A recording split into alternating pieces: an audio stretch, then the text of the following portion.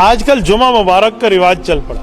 जुमा मुबारक, जुमा मुबारक, जुमा मुबारक, ये पूरी लाइन हमारी व्हाट्सएप की भरी हुई होती है और मैसेज की और इनबॉक्स की भरी हुई होती है, SMS की। ये रिवाज सहाबा कराम के दौर में नहीं था, रसूल अकरम सल्लल्लाहु अलैहि वसल्लम की तालीमात में नहीं है।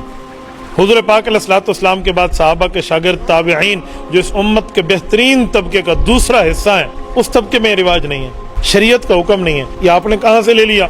लेकिन अगर आपने इसका रिवाज यूं पकड़ लिया है ना, तो कल जुमा मुबारक को, यानी कल से मुराद 1 सदी बाद, 50 साल बाद, 40 साल बाद जाकर लोग दीन का हिस्सा समझना शुरू हो जाएंगे। बिदअत होती ही ऐसे है कि शुरू में वो दीन का हिस्सा नहीं होती, वो बेदीनी को दीन बनाया जाता है। गैर साबित शुदा मसले को मसला शरीयत बना देना ये बिदअत है, और साबित शुदा मसले का इनकार कर देना इल्हाद है।